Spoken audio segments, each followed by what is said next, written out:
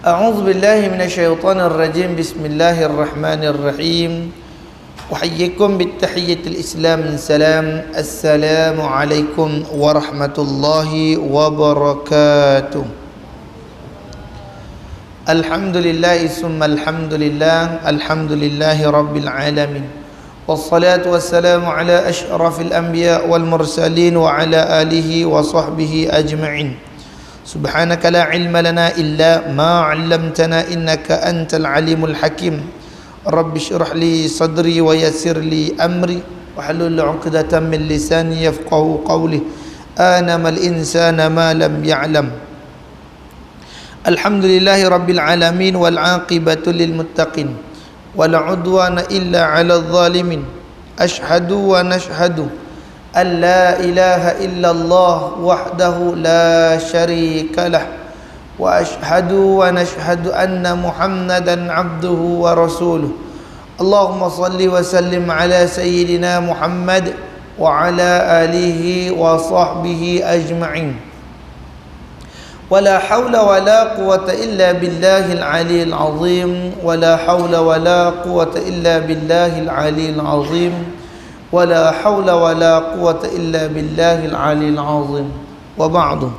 Alhamdulillah, segala puja dan puji yang tertentu dirafa'kan bagi Allah subhanahu wa ta'ala, Tuhan ta'aluk sekalian alam.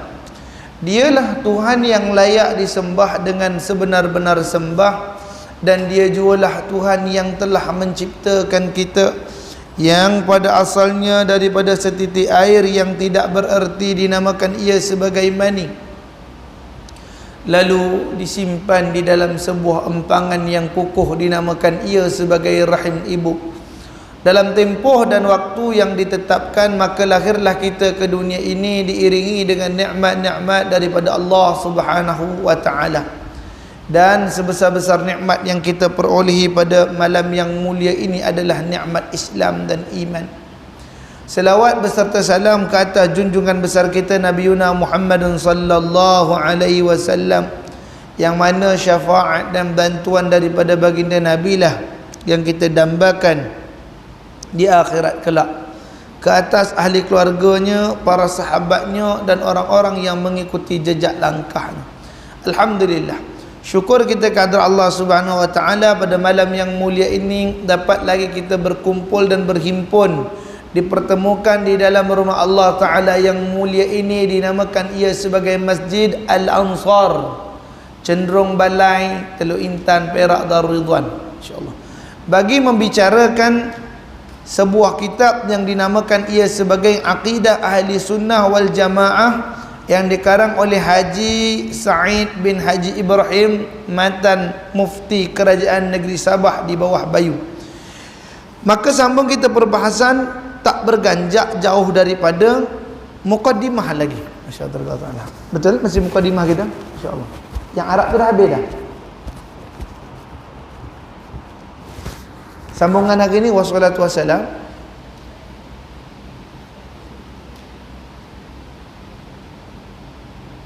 Itu.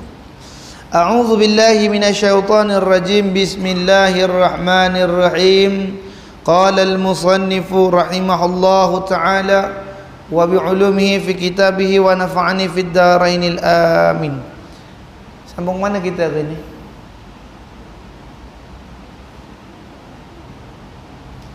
Rangkap ketiga. Ya, alhamdulillah. Dia bukan boleh cuti sekali cuti terus lupa dah. Masya-Allah. Baik.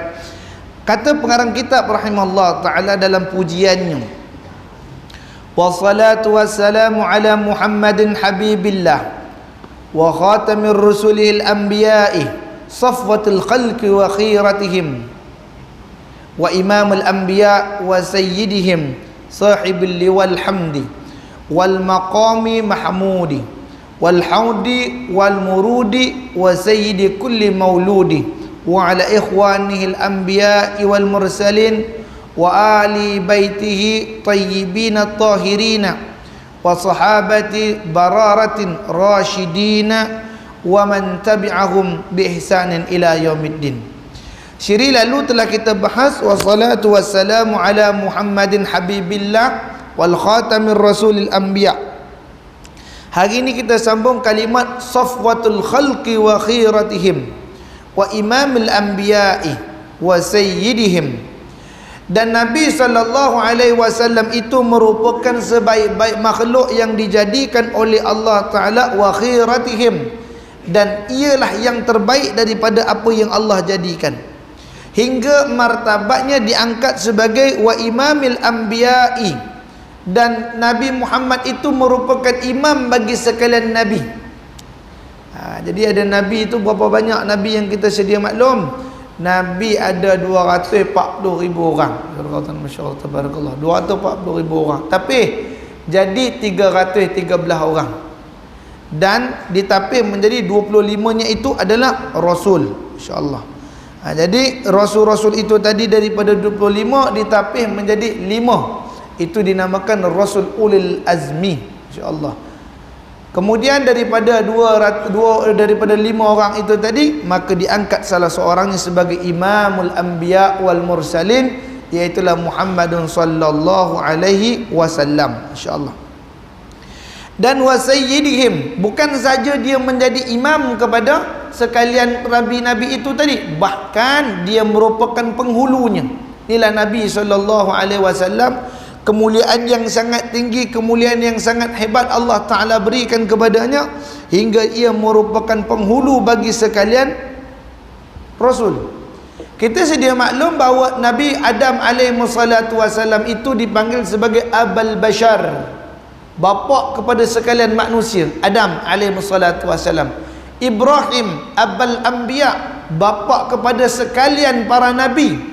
Tetapi di atas kedua bapa ini tadi ada satu penghulu yang sangat besar, iaitulah Sayyiduna Muhammadun sallallahu alaihi wasallam. Ini maka Nabi sallallahu alaihi wasallam yang paling teratas daripada sekalian yang teratas. Itu sebab Imam Busiri rahimallahu taala menukilkan di dalam qasidah burdahnya, Muhammadun basyaru lakal bashar bal huwal yaquti bainal hajari. Muhammad itu manusia tapi tak macam manusia. Bal huwal yakut, bahkan dia itu umpama batu yakut, batu permata biru yang indah. Bainal hajari, di antara batu-batuan jalanan. Kita manusia ni batu jalan belakang. Muhammad itu permata, jadi tempat tumpuan manusia, pandang orang terhadap diri baginda sallallahu alaihi wa ala alihi wasallam. Memandang Muhammad sallallahu alaihi wasallam ini merupakan satu kenikmatan yang sangat besar. Itu sebab orang yang bermimpi bertemu dengan Nabi sallallahu alaihi wasallam itu juga telah mengalami kita sebutkan kenikmatan yang sangat besar. Sayyiduna Bilal ibn Rabah radhiyallahu taala anhu, beliau ini tadi hidup dengan Nabi sallallahu alaihi wasallam, menjadi setiausaha sulit baginda Nabi sallallahu alaihi wasallam. Hari-harinya ditatap baginda Nabi sallallahu alaihi wasallam, dengar suara Nabi sallallahu alaihi wasallam tak kurang 5 kali sehari. Tak kurang 5 kali sehari. Ini yang wajib dia dengar. Kerana Nabi sallallahu alaihi wasallam itu tadi akan menerima ataupun mendengar panggilannya Bilal, ya Rasulullah, al-an zuhur, al-hal azan ya Bilal. Dapat arahan azan baru Bilal tu azan. Tabarakallah ta'ala ani, Masya Allah. Para sahabat ni begitu taat kepada baginda Nabi sallallahu alaihi wasallam, hingga mereka ini tadi disebutkan dalam Manaqibus Sirah, sahabat-sahabat kibar ni nak pandang Nabi malu. Sahabat-sahabat besar ni nak pandang Nabi malu. Siapa sahabat besar? Abu Bakar, Umar, Osman, kemudian Allahumma salli alaihi wasallam, beberapa sahabat kibar, sahabat-sahabat yang besar, Abdurrahman Auf. Ini orang-orang yang ketika mana Islam menerpa ke dalam jiwa mereka, mereka itu dari kalangan orang dewasa dan mereka orang yang berpengaruh dalam Islam. Ketika berhadapan dengan Nabi sallallahu alaihi wasallam, mereka ni malu. Kerana apa? Kerana kewibawaan baginda Nabi sallallahu alaihi wasallam. Lalu mereka itu tadi bila depan Nabi tunduk saja. Insyaallah. Bila Nabi kat depan mereka tunduk, hingga Nabi kata, "Ya Abu Bakar." Abu Bakar akan angkat kepala dia, "Labbaika ya Rasulullah." aku sambut panggilan engkau wahai Rasulullah. Dipandang wajah Nabi, kemudian dia tunduk. Tapi apakah kita tahu? Kata guru mulia kami, sesungguhnya ketika Nabi SAW memanggil Abu Bakar, Abu Bakar mengangkat kepalanya dengan mengatakan, labbaika ya Rasulullah, aku sambut panggilan kau Rasulullah. Ketika dia menundukkan kembali kepalanya, meleleh air matanya kerana kewibawaan baginda Nabi SAW. Dapat pandang wajah Nabi SAW sekejap pun meleleh air mata Sayyidina Abu Bakar radhiyallahu ta'ala anhu. Sayyidina Ja'far bin Abi Talib, kita sedia maklum, merupakan salah seorang daripada batalion tentera-tentera baginda Nabi SAW, dan beliau merupakan abang kepada Sayyidina Ali karamallahu wajhah.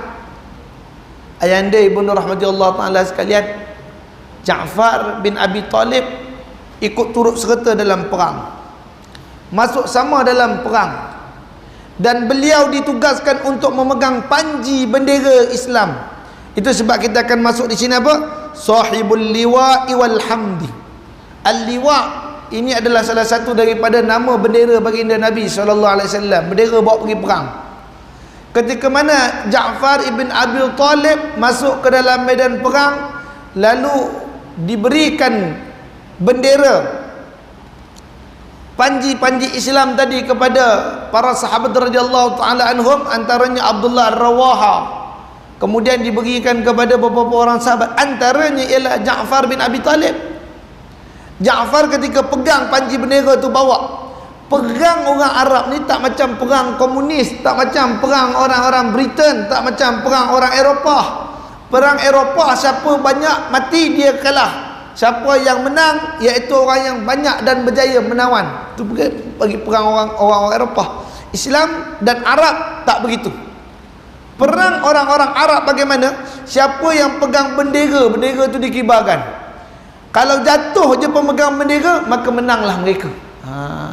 Jadi orang akan tumpu pada orang yang pegang bendera, kerana mereka nak jatuhkan bendera. Bendera jatuh, orang tu kalah. Bendera siapa yang masih tegak lagi, orang tu menang. InsyaAllah tabarakallah ta'ala. Maka antara orang yang pegang bendera Islam ketika itu namanya Ja'far bin Abi Talib. Beliau pegang bendera itu tadi dengan penuh sungguh pegang, hinggalah dia tetak tangannya.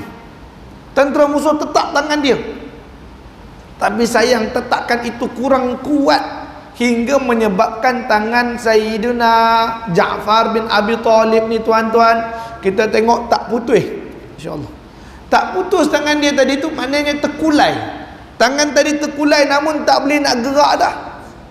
Pegang bendera sebelah tangan, tangan sebelah ni dah terkulai, dah tak boleh nak buat apa. Dan dia merasakan tangan tu sebagai satu musibah, tangan tu sebagai suatu bebanan untuk dia meneruskan perjuangan dalam peperangan. Lalu apa dia buat? Dia letakkan tangannya ke lantai, lalu dipijak dan direntak.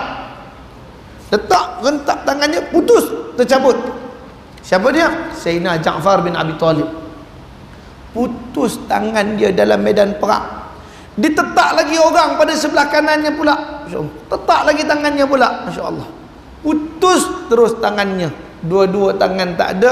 Bendera masih dikepit dengan ketiaknya. InsyaAllah. Tangan dah habis dipotong, ketiaknya memeluk lagi, bahunya mencengkam lagi tiang tadi, hingga diberikan isyarat kepada sahabat lain pegang bendera. Lalu Ja'far ibn Abi Talib ini mati di dalam medan perang. Beliau mati dalam medan perang, beliau syahid dalam medan perang pada saat ketika itu. Apa berlaku pada Ja'far bin Abi Talib? Setelah daripada perang habis, baginda Nabi kumpul orang Islam. Siapa yang syahid pada hari ini? Kata Nabi SAW, mereka semua berada di syurga. Di antaranya Ja'far bin Abi Talib. Nabi kata direct terus kepada sahabat, hari ini Ja'far dah masuk syurga. Ja'far ada di syurga. InsyaAllah. Saat ketika itu benar Ja'far berada di syurga, kata Nabi SAW. Tapi apa berlaku pada Ja'far? Dia dapat nikmat-nikmat syurga. Bagusnya syurga ni, ya Allah, indahnya. Allah Ta'ala akan sebut dalam Quran apa dia? A'udzu billahi minasyaitonir rajim. Inna lil muttaqina mafaza hadaiqa wa a'naba wa kawa'iba atraban wa ka'san dihaqa la yasma'una fiha lagwan walakin zaba. Allah sebut Syurga tadi tu innalil muttaqina mafaza, bagi orang yang benar-benar bertakwa kepada Allah diganjarkan mereka syurga. Apa benda yang ada dalam syurga? Hadaiqa wa a'naba, ada pohon-pohon kayu yang mengeluarkan buah, wa a'naba, dan anggur-anggur yang segar.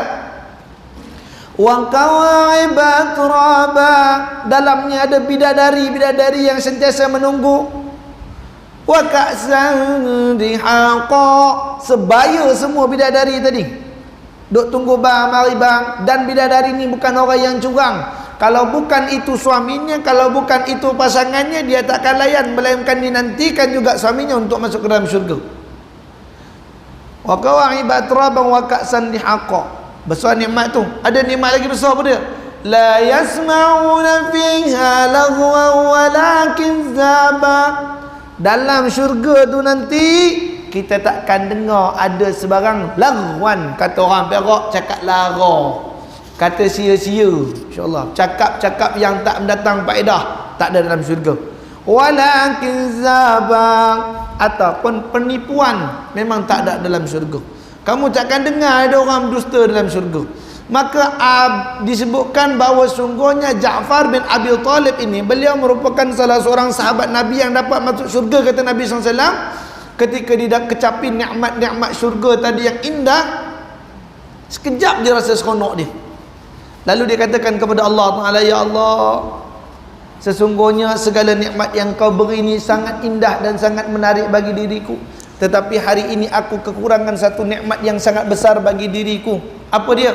Iaitu hari ini aku kehilangan nikmat memandang wajah Nabi-Mu sallallahu alaihi wasallam. Aku nak tengok wajah Nabi sallallahu alaihi wasallam. Aku nak tonton, aku nak nampak wajah Nabi SAW di dunia. Ketika itu juga Allah Subhanahu Wa Taala izinkan bahawa Ja'far bin Abi Talib untuk turun ke dunia, dapat tengok wajahnya Nabi Muhammad sallallahu alaihi wasallam. Ketika itu disebutkan bahawa ketika mana Ja'far turun, dipikul oleh malaikat dan Allah berikan kepadanya sayap menggantikan tangannya putus. Lalu Nabi SAW mendongak ke langit. Apa kata Nabi SAW? Ja'far at-tayyar, kata Nabi SAW. Aku nampak ra'aitu Ja'far ma'at-tayyar, aku nampak Ja'far ada bersama dia sayap. Turun ke dunia semata-mata nak tengok aku, kata Nabi SAW. Kerana nak ziarah aku, baginda Nabi SAW sebut gitu. Jadi jangan kita kata pula, Ustaz, jadi maknanya dah ada lah orang masuk syurga. Bukan makna masuk syurga untuk mengambil nikmat, tak. Masuk syurga ini tadi kerana dalam satu riwayat lain kata roh orang-orang yang soleh disimpan roh mereka itu di bawah paruh hijau, burung hijau yang akan menetap dalam syurga Allah Subhanahu Wa Taala. Ada hadis sebut gitu, insya-Allah. Namun untuk mengecapi nikmatnya tadi belum lagi, insya-Allah. Tetapi dengan memandangnya saja telah nikmat. Azab yang paling besar yang ditanggung oleh orang-orang yang bernama Ashabul A'raf. Orang Ashabul A'raf ni siapa dia? Syurga dia tak masuk, neraka pun dia tak masuk. Ini Ashabul A'raf, dia duduk tengah-tengah. Kalau macam tu untunglah Ustaz. Syurga dia tak masuk, neraka tak masuk, boleh buat diri sendiri, tak boleh. Ashabul A'raf ni pun orang yang mendapat azab. Dengan apa caranya? Dengan wajah mereka dipalingkan ke arah neraka. Memandang neraka saja dah azab, belum lagi kena neraka. Pandang neraka tu azab, ayah dia Ibnu rahmatullah taala. Ya ke Ustaz? Beginilah. Saya ambil ibu-ibu ayah-ayah duduk depan saya, kemudian saya ambil satu orang lelaki-lelaki duduk depan saya ricih telinga dia. Ricih telinganya depan ibu-ibu ayah-ayah sekalian. Apa perasaan ketika tengok telinga itu diricih? Kita, aduh, kita tak kena, kita cuma tengok tapi kita rasa. Kemudian saya ambil asam limau, saya perah di telinga yang saya potong tadi. Masya-Allah ta'ala. Nyilunya terasa walaupun bukan kita yang kena. Masya-Allah. Tengok orang dikerat kepala, dia potong kepalanya tu, kita Allah, sakitnya. Memandang saja sudah sakit. Masya-Allah barakallah. Apatah lagi kalau kena. Begitulah tentang neraka, pandangnya saja telah menjadi azab, belum lagi diazab. Tengok neraka saja dah dikena, macam kena azab. Masyaallah taala. Jadi itu sebab baginda Nabi sallallahu alaihi wasallam ini tadi antara figura ataupun antara makhluk Allah Subhanahu wa taala yang menjadi tempat tumpuan pandangan manusia, khususnya di hari akhirat kelak. Bila hari akhirat kelak kita pun, ya Allah, tolong kami pergi jumpa Nabi Adam. Adam, tolong syafaatkan kami wahai Adam. Kata Adam, aku tak boleh bagi syafaat, kan aku pun tengah cari syafaat. InsyaAllah ta'ala. Sampai ke Nabi Allah Isa, tak ada siapa boleh bagi syafaat. Kemudian jumpa kita kepada Nabi Muhammad sallallahu alaihi wasallam, tolonglah bagi kami syafaat wahai Nabi Muhammad. Apa kata Nabi? Ana musyaffi'. Aku ni orang yang bagi syafaat, kata Nabi SAW. Aku ni lah yang bagi syafaat. Mari. Tu sebab tak heran kalau kita ada baca qasidah ataupun kita baca Khulasah Mad' an-Nabawiyah, kita baca kitab Khulasah, iaitu Diya'ul Lami'. Ada di antara doa para ulama hadral maut kata apa?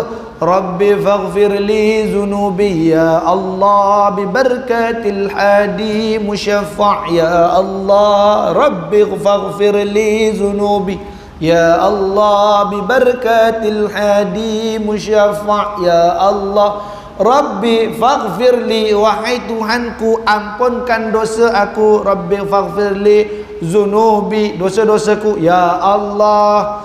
Bi barakatil hadi musyaffa', dengan keberkatan sang pemberi petunjuk, iaitulah dia yang akan memberi syafaat di hari akhirat. Fahuwa Muhammadun sallallahu alaihi wasallam. Baik. Sahibul liwa', dan dia ialah tuan empunya liwa'. Liwa ilhamdi, liwa' yang terpuji, iaitulah bendera baginda Nabi sallallahu alaihi wasallam. Wal maqam mahmudi, dan mendapat tempat yang terpuji. Itu sebab Nabi SAW sabda, barang siapa yang dia dengar azan Allahu Akbar, Allahu Akbar, dia pun mengatakan Allahu Akbar, Allahu Akbar, asyhadu an la ilaha illallah, asyhadu an la ilaha illallah. Ni kita azan, cerita azan dua kali. Saya tak ada lalau, nanti orang luar kata dah azan isyak ke? Kata masya-Allah. Ada maknanya bagi tahu asyhadu an la ilaha illallah, dia asyhadu an la ilaha illallah. Asyhadu anna Muhammadar Rasulullah, dia asyhadu anna Muhammadar Rasulullah. Hayya 'alal salat, la haula wala quwwata illa billah. Hayya 'alal falah, la haula wala quwwata illa billah. Allahu Akbar, Allahu Akbar, Allahu Akbar, Allahu Akbar, la ilaha illallah. Habis daripada itu dia tak cakap apa pun. Dia kata Allahumma rabb hazihi ad-da'wati tammah wa salatil qa'imah ati sayyidina Muhammadin al-wasilata wal fadilah. Dia baca, dia minta pada Allah Ta'ala dengan demikian rupa, kata Nabi, wajabat lahu syafaati, wajib dia dapat syafaat aku. InsyaAllah. Macam mana boleh jadi cerita tu? Cerita bila sampai firman Nabi SAW punya perintah, apabila telah kamu mengatakan la ilaha illallah dalam azan, irfa' yad, angkatlah kedua batang tanganmu, katakanlah Allahumma rabb hazihi da'wati tammah wassalatil qa'imah ati sayyidina Muhammadan alwasilata wal fadilah wasyarafa wad darajatal 'arafil'ah wa ba'asku maqaman mahmudan alladhi wa'addah innaka la tukhliful mi'ad. Insyaallah. Nabi kata tak kulung, sahabat semua buat. Ada satu sahabat tak mau buat. InsyaAllah. Satu sahabat dia tak mau buat. Dia kata tak ada ya Rasulullah. Lalu keengganan dia untuk melakukan yang demikian rupa, lalu ditanya oleh Rasulullah, ya fulan, mengapa saat aku menyuruh sahabat yang lain dan engkau untuk melakukan demikian rupa mereka buat namun engkau tak buat? Apa kata sahabat tadi? Ya Rasulullah, saya ni amal tak banyak, saya ni kelakuan tak berapa nak banyak baik, insya-Allah. Maka kalaulah saya mendoakan Tuhan masuk syurga tertinggi, nanti saya tinggal seorang-seorang di syurga kat bawah, kata masya-Allah taala. Saya tak nak pisah dengan Tuhan. Ini kata sahabat tadi, saya tak mau berpisah dengan Tuhan, insya-Allah. Ketika itu Nabi SAW tersenyum, maka Nabi kata, siapa yang baca doa tersebut, wajabat lahu syafaati, wajib dia dapat syafaat aku untuk duduk bersama dengan aku, kata Nabi SAW. Jadi itu sebab bila azan di laung kan, jangan cakap-cakap, jangan cakap-cakap waktu azan di laung. Masya Allah, kadang Imam Bilal tu sedang melaungkan azan, kita duduk borak di belakang dan sebagainya. Tak. Barang siapa yang ketika azan dilaungkan lalu dia berbicara dengan suatu perkara yang tidak sepatutnya dibicarakan, yakni la yanfa', benda yang tak ada manfaat, lalu dia berbicara dengan sengaja, nescaya di hari akhirat kelak dicairkan timah daripada api neraka Allah Ta'ala, lalu dituang ke dalam lubang telinganya. Ni sebut hadis Nabi SAW sebut gitu. Azan kumandang waktu tu nak bercakap pula, masya-Allah tabarakallah ta'ala. Akhirat orang yang cakap-cakap yang tak ada mendatang faedah, waktu-waktu yang bukan darurah, dan dia bercakap, ketika itu nanti hari akhirat gelap akan keputusan dirinya tadi. Dengan cara apa? Dicairkan timah daripada api neraka Allah Ta'ala, dituang masuk dalam lubang telinga dia. Baru waktu tu nak pakai Allah, sakit. Tapi waktu atas dunia ketika dengar Allahu Akbar, Allahu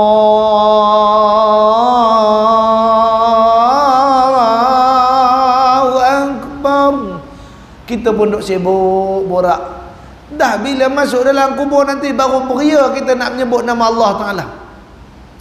Waktu kita menghadap Allah Ta'ala di yaumul hisab nanti baru kita nak sebut nama Allah. Rugi. Orang yang demikian rupa, kata Nabi SAW, maka mengalami kerugian yang sangat besar. Itu dia. Imam Al-Ghazali rahimahullah ta'ala sebut di dalam kitabnya Ayyuhal Walad, nasihat yang ke-8. Apa kata Imam Ghazali rahimahullah ta'ala?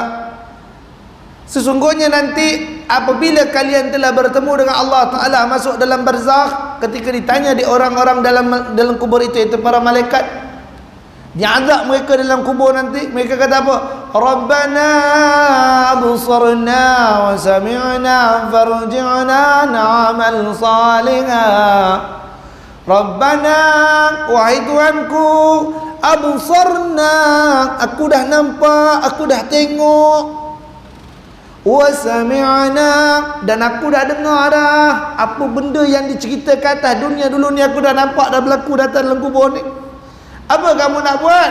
Farji'na, balikkanlah kami ke dunia. Nak buat apa balik dunia? Nak sambung berborak? Nak buat apa balik dunia? Nak sambung bendang? Buat apa balik ke dunia? Nak sambung mengembangkan aset? Buat apa balik ke dunia?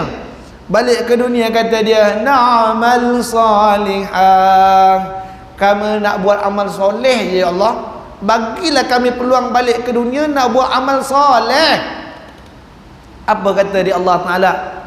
Imam Ghazali sebut dalam kitab dia, nah, ini bukan saya sebut. Imam Ghazali kata, Allah Ta'ala mengatakan kepada dia, hei si bodoh, kata, Masya Allah, bukankah engkau baru saja tiba di sini? Mengapa engkau nak balik ke sana pula? Masya Allah, baru sampai dan nak balik. Masya Allah, tabarakallah ta'ala anhu. Namanya pun barzakh. Apa makna barzakh? Khilaf para ulama. Ulama berselisih pendapat tentang makna barzakh. Namun kuat makna barzakh itu adalah dinding. Apa makna dinding? Siapa yang dah masuk barzakh, dia terdinding untuk balik ke dunia balik, dan terdinding untuk pergi ke akhirat. Dia tak boleh pergi mana-mana, duduklah situ sampai kesudahan yang berlaku. Masya Allah, tabarakallah ta'ala anhu. Kesudahan yang berlaku pada diri dia tadi, penamatnya sampai ba'sal maqabir, sayhatan wahidatan فَإِذَا هُمْ مِنَ الْأَجْدَاثِ إِلَىٰ رَبِّهِمْ يَنْسِلُونَ. Bila datang tiupan sangkakala yang kedua, terbungkam mereka keluar daripada perkuburan-perkuburan mereka. Lalu apa kata orang-orang yang kufur pada Allah Ta'ala ni tadi? Qalu ya wailana man ba'asana min marqadina. Kata mereka, ya wailana, celakalah kami, man ba'asana min marqadina, siapa yang bangkitkan kami daripada tempat perihatan kami? Tak ada. Rugi mereka pada hari itu, dibangkitkan dalam keadaan kecelakaan. Ini maqam mahmudi, iaitulah tempat yang tertinggi bagi Nabi SAW. Innaka la tukhliful mil'ad, sesungguhnya Allah tidak pernah mungkir dengan janjinya. Kalau dia telah menetapkan itu menjadi janjinya, maka jadilah ia. Wal haudin al maurudi, dan baginda Nabi SAW dianugerahkan dengan sebuah telaga yang dinamakan haud.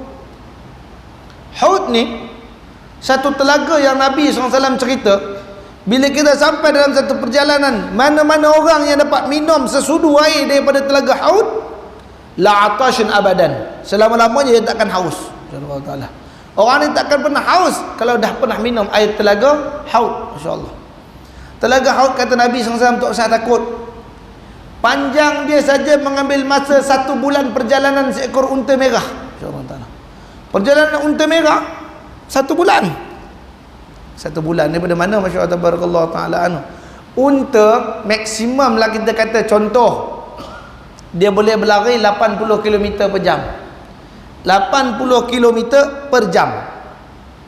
1 hour cuma boleh pergi 8 jam. Cuma boleh pergi 80, insya-Allah. 80 km sejam. Kita daripada Johor nak sampai Perlis, bawa kereta 80, agak-agak berapa jam kita sampai? Allah, anggar kira kasar kita katalah 20 jam. Kasar betul lah ni, masya-Allah tabarakallah, 20 jam. Ada orang mungkin boleh 12 jam, ada orang mungkin boleh 80 km per jam dia bawa daripada Johor, dia pergi kepada Perlis sampai Kulim, insya-Allah sampai Kulim, sampai Kanga, dia pergi sampai Kanga, daripada Kanga tadi tu dengan 80 km per jam, 1 hari lah kita kata, 1 hari selesai. Tapi Nabi kata telagaku ni punya besar, unta tu berjalan 1 bulan perjalanan. Kalau 1 hari daripada Johor boleh sampai Perlis, sebulan sampai mana agaknya? Sebulan punya perjalanan. InsyaAllah tabarakallah ta'ala. Besar syurga, haud Nabi SAW tu, sebulan perjalanan ke kanan. Daripada depan ke belakang juga sebulan perjalanan. Luas. Jangan pernah ada manusia takut tak dapat minum telaga haud baginda Nabi SAW. Nabi kata gelas-gelas ataupun gayung-gayung untuk cedok airnya tadi sebanyak bintang yang ada di angkasa. InsyaAllah. Nabi sebut gelas dan juga gayung-gayung yang ada di telaga haud itu sebanyak bintang di angkasa. Jangan pernah takut tak ada cawan untuk tuan-tuan. Ada. Nabi akan raikan siapa-siapa saja yang datang, insya-Allah. Marhaban, marhaban. Nabi masuk. Minum, jemput minum. Haud. Tu sebab dia ni sahibul haud, tuan punya haud. Insya-Allah tabarakallah taala. Dia bagi minum. Dan pintu masuk ke telaga haud Nabi SAW ni ada security, iaitu para malaikat yang jaga telaga haud baginda Nabi SAW. Hingga ada berlaku kekecohan di depan pintu masuk. Depan pintu masuk ada kecoh. Nabi pun datang, tengok malaikat ni halang orang masuk. Jangan masuk, kau tak boleh masuk, gini-gini tak boleh masuk. Nabi SAW mengatakan kepada para malaikat, para malaikat, mengapa dihalang fulan untuk datang minum di telaga aku? Kata Nabi SAW. Ketika itu kata para malaikat, ya Rasulullah Muhammadun sallallahu alaihi wasallam, sesungguhnya dihalang akan fulan ini untuk masuk kerana dulunya dia di dunia, ketika ada engkau, semangatnya, iktibarnya, kebaikannya dibuat. Tapi bila ketiadaan engkau, dia melakukan maksiat, dia meninggalkan engkau, lupa dia selawat pada engkau, tak mau dia. Maknanya tak ikut pun engkau ya Rasulullah. Orang ni hanya ada bila engkau ada baru dia beriman dengan engkau. Kalau engkau tak ada, dia jadi syaitan baliklah. Insya-Allah tabarakallah taala. Ni bukan ayat saya, ni ayat Quran. Allah Taala sebut cerita tentang orang munafik ni tadi.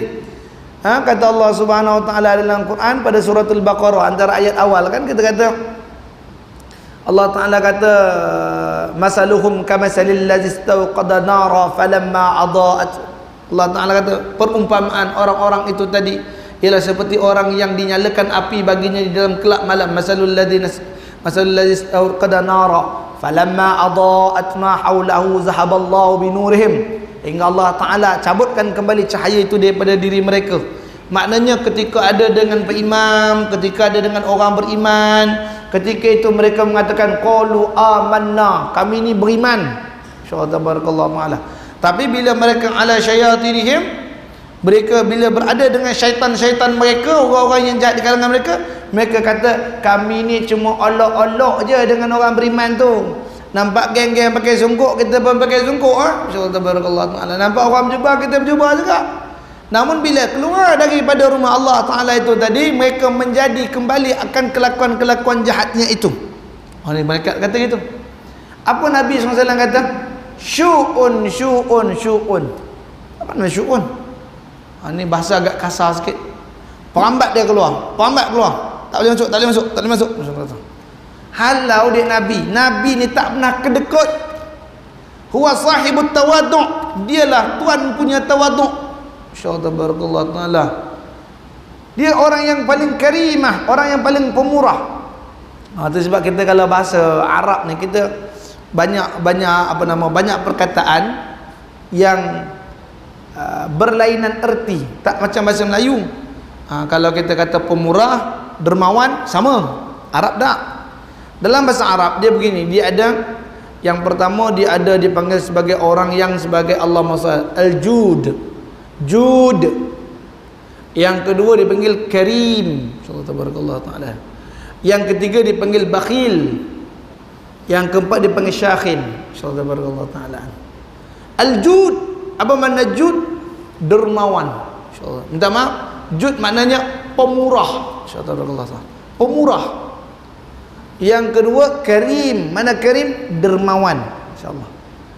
Bakhil, apa makna bakhil? Tu kejap lagi kita syarah bakhil dengan Syakhin.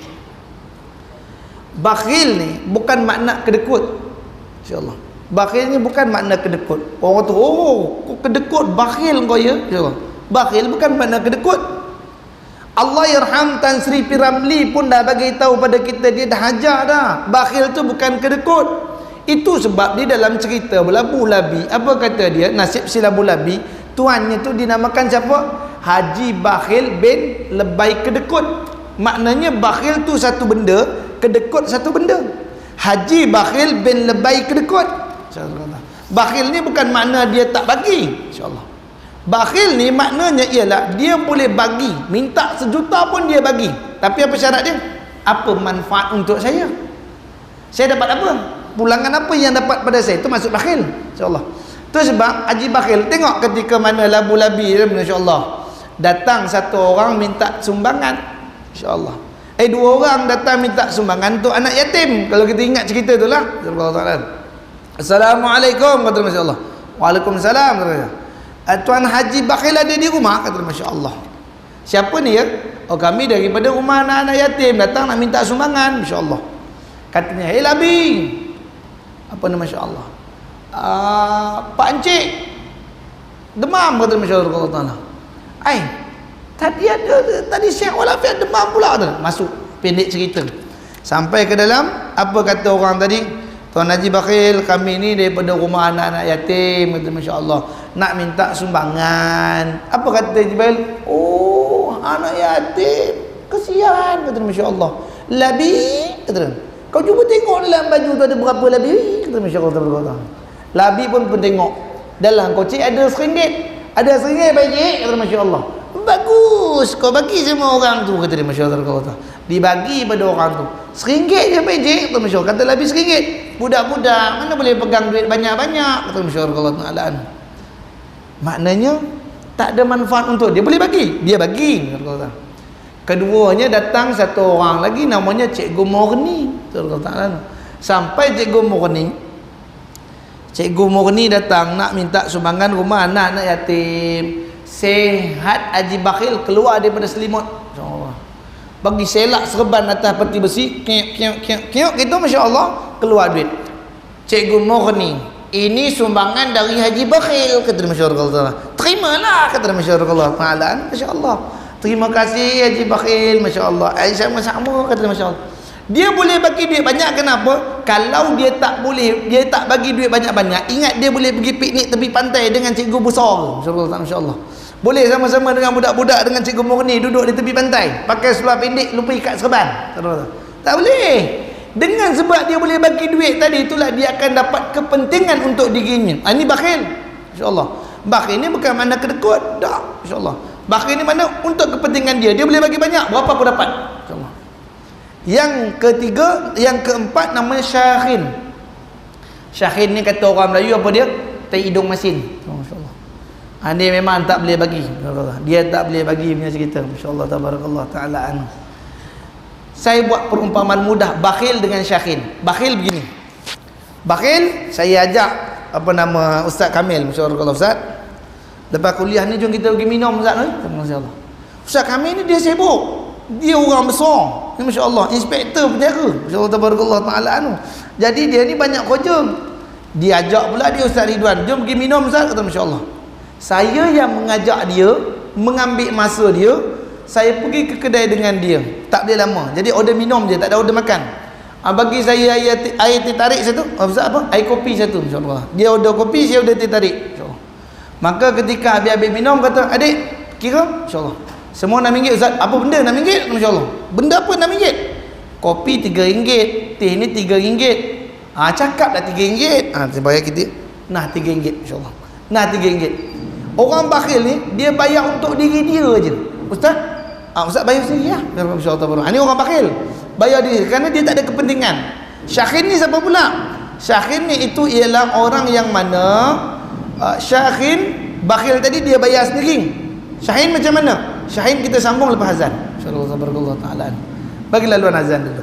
Tafadhal ma'jura. Ada, masya-Allah.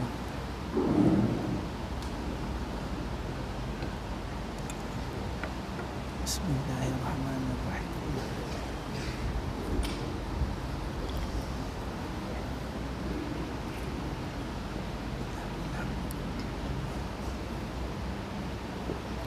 Alhamdulillah.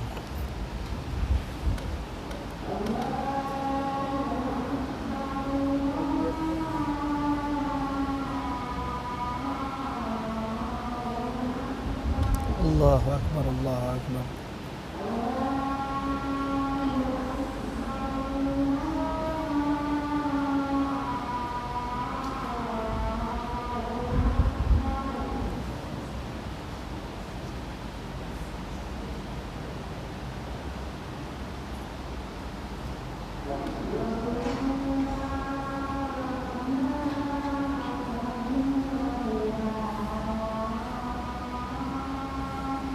La ilaha illallah.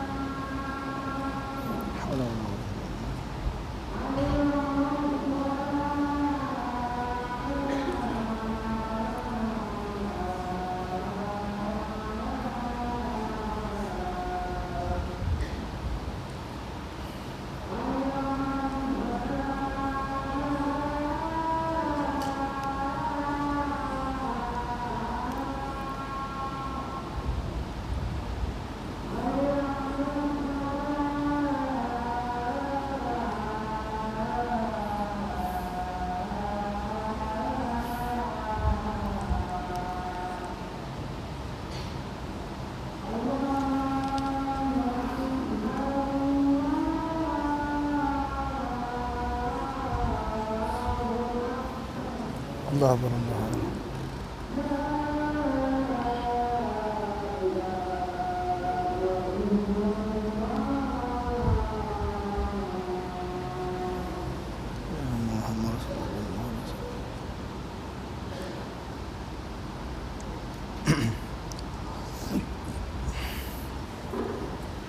Baik. Kita sambung balik sedikit lagi.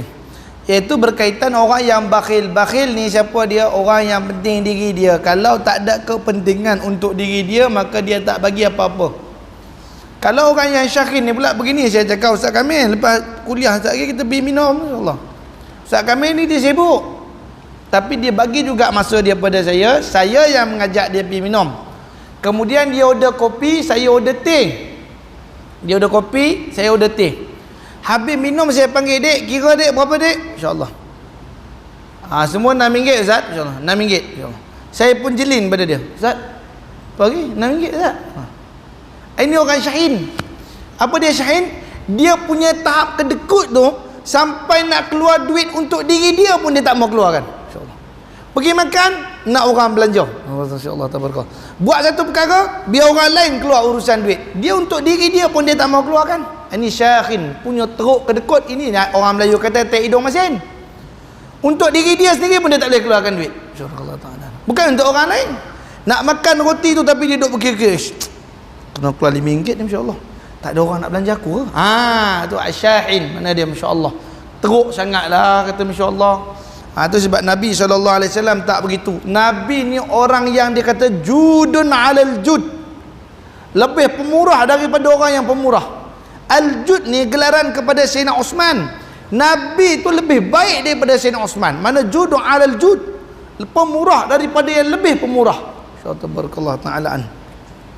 Aidan wal haudul mawrudun wa sayyidi kulli maulud, dan dia ialah tuan kepada tiap-tiap kelahiran. Ini pujian terlalu tinggi. Tu sebab orang, kalau kita nak bahas sayyidi kulli maulud ni, dia akan masuk perbahasan nur ala nur. Surah ta'ala, dia panggil nur ala nur, insya-Allah.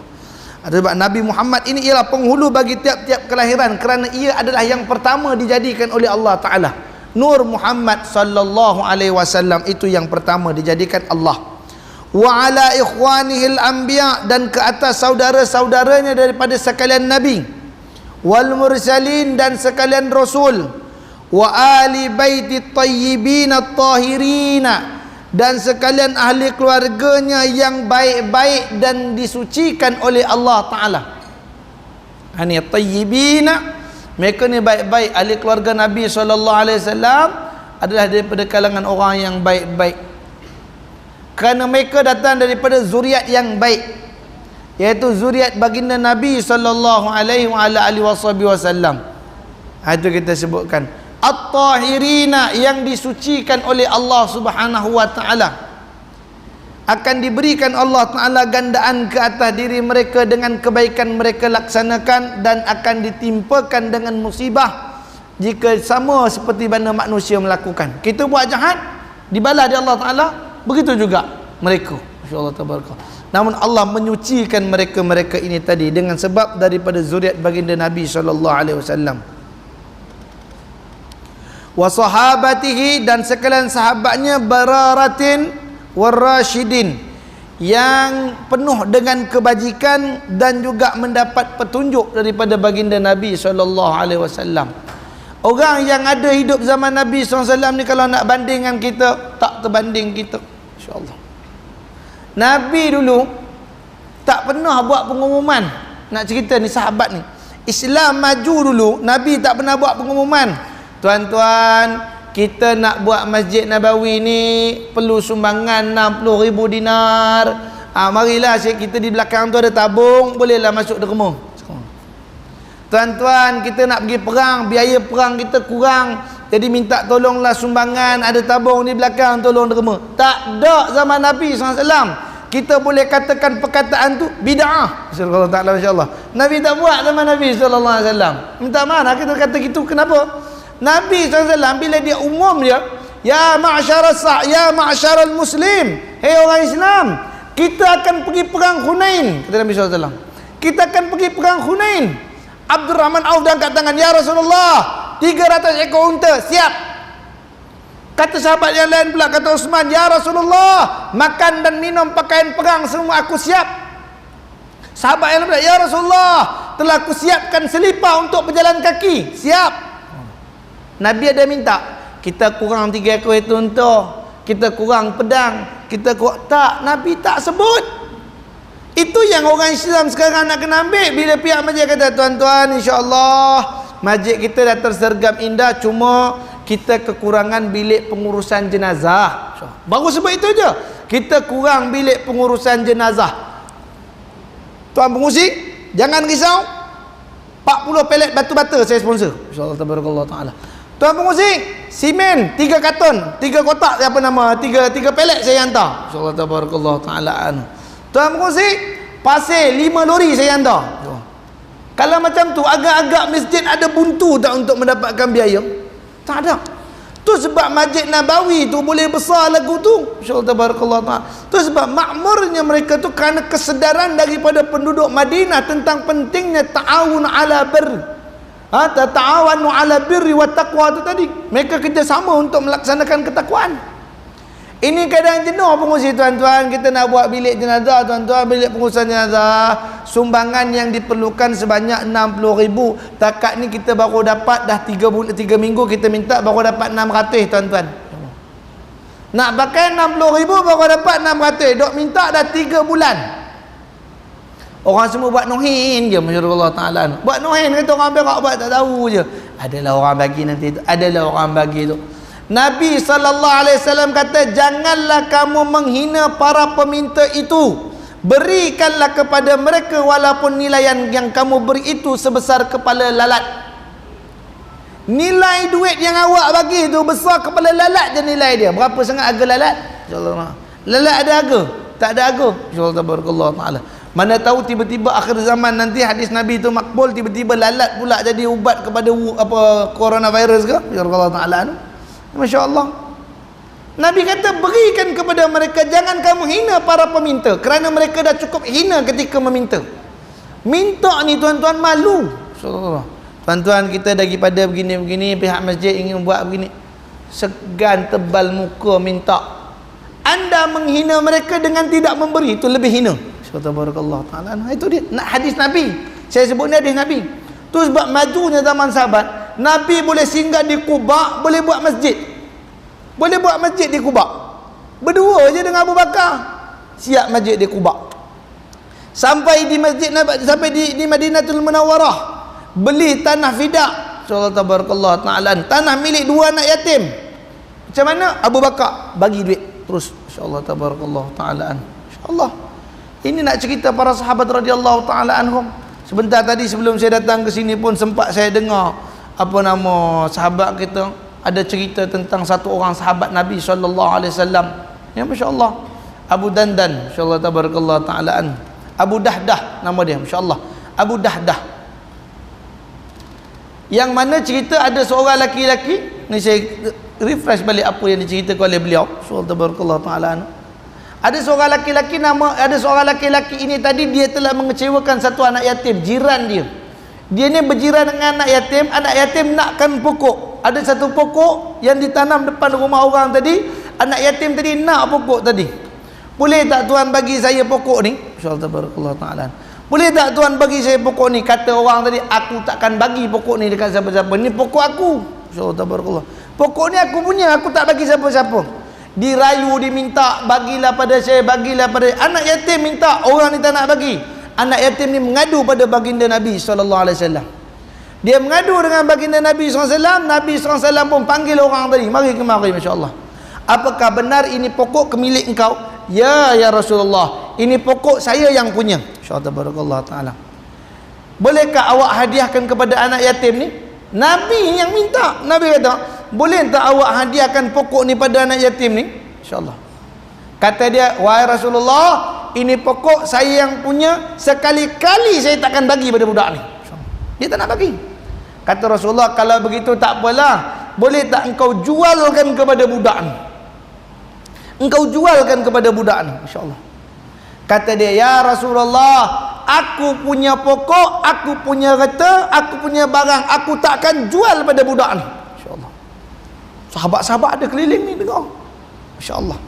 Ketika itu kata Rasulullah, wahai fulan, kalau awak bagi pokok ni kepada budak ini, kata dia, kalau awak bagi pokok ni pada budak ini, Allah gantikan satu pokok, satu pohon di dalam syurga untuk awak, insya-Allah. Ini Nabi yang janji. Nabi ini as-siddiq wal amanah. Orang yang siddiq, orang yang benar cakapnya, dan orang yang jujur, insya-Allah. Nabi kata, kalau engkau bagi pokok ni pada budak ni, rebut pokok je, satu pokok, insya-Allah. Kalau engkau bagi pokok ni pada budak ni, Allah bagi engkau satu pokok dalam syurga. Ganjaran akhirat ni Nabi dia janji, kalau ada pokok dalam syurga, makna apa? Dia boleh masuk syurga. Kalau engkau bagi pokok ni pada budak ni, Allah bina, Allah tanam, Allah hidupkan satu pokok untuk engkau dalam syurga. Apa kata laki-laki tadi? Ya Rasulullah, tak nak, aku tak nak. Sekarang aku tak nak. Dalam syurga ke apa ke, aku tak nak. Orang kata, pokok Allah Ta'ala bagi aku tak nak. Pokoknya aku takkan bagi siapa-siapa, insya-Allah. Ada seorang laki-laki daripada sahabat, namanya Abu Dahdah, insya-Allah Ta'ala. Abu Dahdah tanya pada Rasulullah, ya Rasulullah, apakah tawaran pokok tumbuh dalam syurga tadi boleh diberi kepada kami juga, insya-Allah. Maknanya bukan pada laki-laki itu saja. Laki-laki itu dah tak nak, kami nak, boleh tak bagi pada kami ya Rasulullah?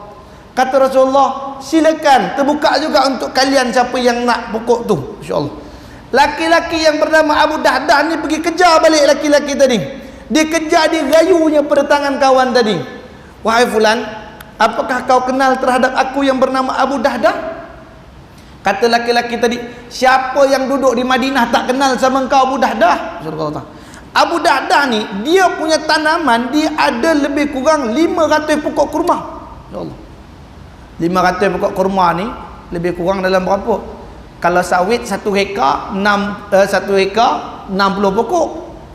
Kalau 600 pokok maknanya 10 hektar. 10 hektar sama dengan 500 batang pokok kurma. Subhanallah taala. Kurma dia jarak sikit, dia tak macam sawit. Sawit rapat sikit. Kurma 1 hektar dalam 1 hektar di dalam 50 pokok aja. Subhanallah taala. Jadi 500 pokok. 500 pokok kata dia. Semua orang kenal. Abu Dahdah orang kaya. Dia ada tanah banyak, rumah besar. Subhanallah taala. Ketika itu Abu Dahdah pegang tangan dia, nak tak engkau tukarkan dengan aku, engkau ambillah semua kebun-kebun aku, bagi pokok kau yang sebatang tu kat aku. Boleh tak engkau ambil tanah aku 10 hektar tu, engkau ambil pokok-pokok aku tu, dalam kebun tu bukan pokoknya ada, rumah pun ada. Ambil semua tu, engkau bagi pokok tu kat aku. Satu pokok yang kau tak nak bagi tadi pada anak yatim, bagi pada aku. Dapat kata putus, kata orang tadi, aku setuju. Ndaklah kata banyak tukar imbal ni, masya-Allah. Sepokok ganti dengan 500, insya-Allah. Ketika itu bila dah kata setuju, Rasulullah SAW dikejar kembali oleh Abu Dahdah. Datang balik pada budak tadi, anak yatim. Wahai anak yatim, sesungguhnya pokok itu aku hadiahkan pada engkau. Masya-Allah. Pokok tu yang tadi sebatang kau nak tu, aku hadiahkan pada engkau, wahai anak yatim. Insya-Allah tabarakallah taala. Ketika itu apa yang berlaku? Dia tolekkan badannya pada Rasulullah. Setelah dah bagi pada anak yatim tadi, dia pandang pada Rasulullah. Ya Rasulullah, sekarang ni ada tak pokok untuk aku dalam syurga? InsyaAllah tabarak. Ya Rasulullah, sekarang ni ada lagi tak pokok untuk aku dalam syurga? Dah tumbuh belum pokok untuk aku dalam syurga? Kata Rasulullah SAW, banyak pohon telah tumbuh untuk engkau wahai Abu Dahdah. InsyaAllah tabarak. Banyak pohon telah tumbuh untuk engkau wahai Abu Dahdah. InsyaAllah ta'ala anu. Nabi sebut banyak pohon telah tumbuh untuk engkau wahai Abu Dahdah. InsyaAllah ta'ala. Bukan sekali, bukan 2 kali, bukan 3 kali, bukan 4 kali. Nabi sebut ulang-ulang, banyak ya Abu Dahdah, banyak ya Abu Dahdah. Sampai Abu Dahdah bangun daripada majlis, Abu Dahdah balik rumah. Nabi masih cakap banyak Abu Dahdah. Abu Dahdah bangun balik ke rumah bukan kerana dia tu tadi boring dengar Nabi kata macam tu, tak. Dia balik langsung cakap pada isterinya, wahai isteriku, keluarlah daripada rumah ini, kerana kebun ini dan rumah ini telah kujual. InsyaAllah. Tanya isterinya, kepada siapakah engkau jual kebun dan rumah ini wahai suamiku? Kata dia, kepada Allah dan Rasulnya. InsyaAllah. Kepada Allah dan Rasulnya telah kujualkan kebun ini. InsyaAllah. Isterinya kata apa? Allahu Akbar. InsyaAllah. Allahu Akbar itu bukan kata Allah abang apa jual. Tak. Allahu Akbar tu kerana sokong kelakuan suami dia. InsyaAllah tabarakallah. Ini isteri salihah. InsyaAllah tabarakallah. Tindak tanduk suaminya memikirkan jalan akhirat, bukan dia tengok dunia ni ada, nanti kita mati tinggal juga, orang lain ambil. Aku nak siap untuk engkau dan aku rumah di sana. InsyaAllah ta'ala anu. Kita dah ada di sana. Nabi dia kata banyak ada pohon untuk aku dalam syurga, banyak ada untuk aku dalam syurga, kata masya-Allah, banyak ada. Hanya kerana sebatang pokok yang nak dihadiahkan kepada satu anak yatim, dia jual 10 hektar tanah dia. Subhanallah ta'ala. Dengan bayaran sebatang pokok yang akhirnya tak ada keberuntungan. Untung tak ada. Tapi Allah Ta'ala bagi ganjaran di hari akhirat kelak. Itu sebab Allah Ta'ala sebut dalam Quran, ba'dadzubillahi minasyaitanirrajim, innallaha ishtara minal mu'min. Sesungguhnya Allah membeli daripada diri orang mukmin tadi, anfusahum wa amwalahum, diri mereka dan harta mereka, bi anna lahumul jannah, dengan ganjaran syurga. Insya-Allah tu dia kata. Tu sahabat radhiyallahu taala anhum, satu lagi sahabat namanya Abu Damdam radhiyallahu taala. Tadi Abu Dahdah, sekarang Abu Damdam. Abu Damdam ni bila dengar tentang fadilat sedekah, beliau ini tadi dia kata apa? Sesungguhnya ini hari aku ingin bersedekah. Insya-Allah barakallahu taala. aku nak sedekah. Lepas itu dia cek dalam baju dia, tak ada benda boleh sedekah ni, insya-Allah tabarakallah ta'ala. Dia sendiri tak ada benda nak sedekah. Kalau aku nak bagi orang makan lah, pergi tengok dalam rumah, dia pun terlupa yang dia tu dah tak makan. Aku pun tak makan lagi, aku nak sedekah makan apa? Masya-Allah. Sampailah Abu Damdam ni dia keluar. Ada benda aku nak sedekah. Ada benda yang aku nak sedekah. Apa dia? Kata dia, hari ini siapa yang cerita pasal aku, mengumpat pasal aku, ambil cerita-cerita jelek pasal aku sedekahkan pada dia. Aku sedekahkan. Ada orang dia hidup kaya, namun kalau dia tak borak pasal orang, tak seronok. Jadi dia memerlukan cerita orang. Kata Abu Damdam, aku sedekahkan cerita aku pada dia. Tak jadi dosa lah. Jadi memang jadi untuk dia.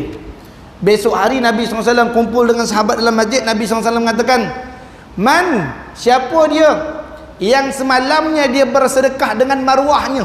InsyaAllah. Semalam dia sedekahkan maruah dia. InsyaAllah barakallahu ta'ala. Sahabat pelik, siapa pula sedekah maruah? Maruah boleh sedekah? InsyaAllah tabarakallah. Maka bangun Abu Damdam, ana ya Rasulullah, akulah ya Rasulullah yang semalamnya bersedekah. Aku mengatakan, barang siapa yang mengumpat aku, siapa yang mengata aku, yang siapa mengejek aku, maka aku sedekahkan aja pada mereka cerita-cerita itu tadi. Apa kata Rasulullah pada Abu Damdam? Ya Abu Damdam, yaqbalullah sedekatan. Ya Abu Damdam, Allah dah terima sedekah engkau. InsyaAllah tabaraka. Tu sebab orang nak ngumpat kita, orang nak ngata kita, orang nak mengata menceritakan buat kita, lantakkan ke situ. Tiap-tiap orang ada buku amal. Nanti mereka akan dibangkitkan dengan catatan amal masing-masing. Hak kita duk gaduh orang ngumpat pasal kita buat apa, bertambah dosa kita lagi. Subhanallah ta'ala anhu. Jadi itu sebab peranan baginda Nabi SAW mendidik para sahabat yang bararatin rasyidina, yang dapat petunjuk. Wa man tabi'ahum bi ihsanin ila yaumiddin, dan sekalian daripada para tabi', yakni orang yang mengikuti jejak Rasul dan juga para sahabat, bi ahsani, bi ihsan, dengan ihsan, ila yaumiddin. Ihsannya apa dia? Al ihsanu an ta'budallaha ka'annaka tarahu fa illam takun tarahu fa innahu yarah. Ihsan itu ialah kamu menyembah Allah seperti kamu nampak Allah. Tapi kalau kamu tak nampak Allah, yakinlah Allah itu nampak kamu.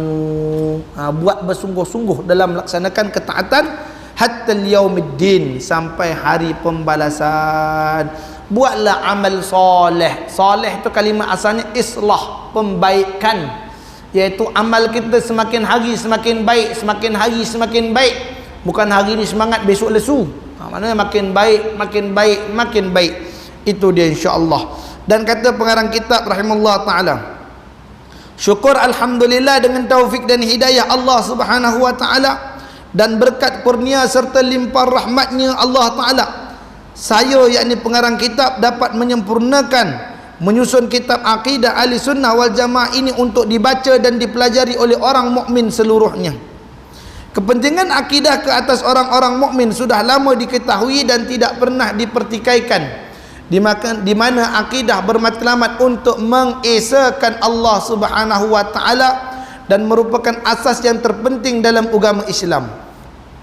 Sebagai asas yang paling utama,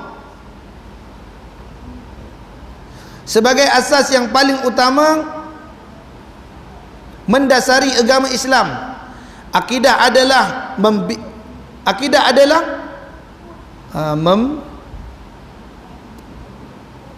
apa ni? Ini memimpin sebenarnya. Memimpin. Masya Allah. Itu jadi huruf ba tu. Jadi kurang satu titik.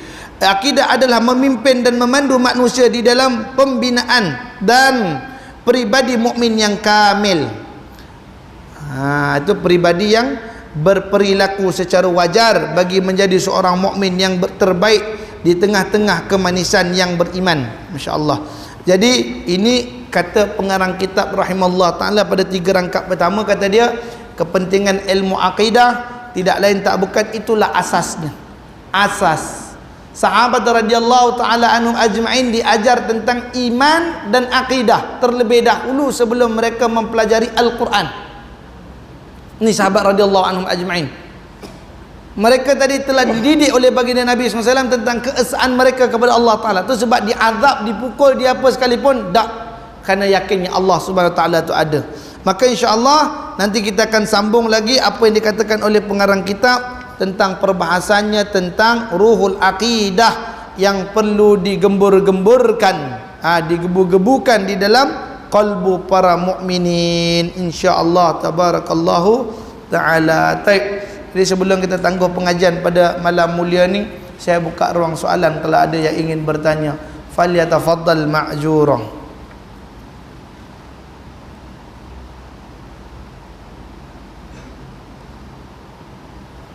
Ada soalan?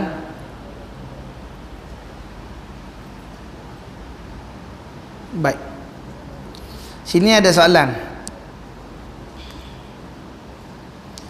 Ini dia tak tanya hukum, dia tanya tamsilan. Mana tamsilan? Penyerupaan. InsyaAllah. Adakah rokok dengan nanostick tu sama? InsyaAllah. Adakah rokok dengan nanostick sama? Tak sama dari segi ejaan. InsyaAllah tabarakallah ta'ala. Ejanya ROKOK rokok. Nanostick tak sama. Tapi dari segi kelakuannya sama. InsyaAllah tabarakallah ta'ala. Kelakuan, fi'lan. Kelakuannya apa? Dihisap dan ia mengeluarkan asap. Allah Ta'ala anu. Jadi apa beza di antara keduanya, Ustaz? Nanostick ni dia pakai flavor, Ustaz. Dia pakai cecair. Rokok dia pakai tembakau, kata Allah Ta'ala anu. InsyaAllah. Jadi apakah sama? Kata para ulama membahaskan tentang tadkhil, iaitu segala yang tasyabuh. Apa tu tasyabuh? Serupa kelakuannya, dianggap serupa. InsyaAllah Ta'ala. Jadi kelakuannya sama. Orang hisap nanostick kat hidung ke kat mulut? InsyaAllah. Ya tentu dekat mulut. InsyaAllah Ta'ala. Ada yang masuk nanostick kat hidung. InsyaAllah Ta'ala. Macam ubat selesema kan? Masuk. Tak ada. InsyaAllah. Jadi apakah dia sama? Sama. InsyaAllah Ta'ala. Tak sama. Sama daripada segi kelakuan. Namun daripada segi hukum, kan daripada segi hukum, sebab dia tanya tamsil je, dia tak tanya hukum. Jadi kita tak abaklah hukum. Daripada segi hukum, ulama mengatakan ada berbagai-bagai pandangan hukum dia, tak serupa hukum dia. Hukum untuk nanostick dengan hukum rokok dia tak serupa, tapi kelakuannya serupa. Baik, seterusnya tentang wakaf pondok. InsyaAllah Pondok Bustanul Ashrafiyah di Kalumpang. Padahal kita dah cakap dah tadi dah, zaman Nabi SAW tak ada nak war-war ni, insyaAllah. Tapi ni war-war lagi. Kita minta supaya dapat bagi kerjasama dalam melaksanakan ketaatan. Ta'awanu 'alal birri wat taqwa. Insya-Allah untuk Pondok Bustanul Ashrafiyah di Kalumpang ada mengadakan borang wakaf. Siapa yang berhajat untuk mewakafkan sebahagian daripada harta ataupun sebahagian daripada duitnya, bukan wakaf banyak, wakaf hanya dengan berkupon, bolehlah bertemu dengan Ustaz Kamil, insya-Allah. Nanti siapa yang ada kelapangan untuk berwakaf, ada risit wakaf, boleh jumpa dengan beliau untuk dapatkan wakaf tersebut. Jadi insya-Allah ini wakaf untuk pembangunan. Setakat ni kita sedia maklum bahawa Pondok Bustanul Ashrafiyah sedang dalam usaha untuk membina suraunya dan juga bangunan asrama fasa yang kedua. Jadi mohon bantuan daripada sekalian penduduk qaryah dan jemaah sekalian yang mana berkelapangan dan mempunyai lebihan rezeki, maka dianjurkan sama-samalah dapat berinfak. Yang berhajat boleh bertemu dengan Fadilatul Kiram Sahibus Samaha Ustaz Kamil, insya-Allah tabarakallah taala, insya-Allah. Jadi sekadar itu saja. Aku qouli hadza wa astaghfirullahal azim li wa lakum wa lisairil muslimina wal muslimat wal mu'minina wal mu'minat fastaghfiru innahu huwal ghafurur rahim. A'udzubillahi minasyaitonir rajim. Bismillahirrahmanirrahim.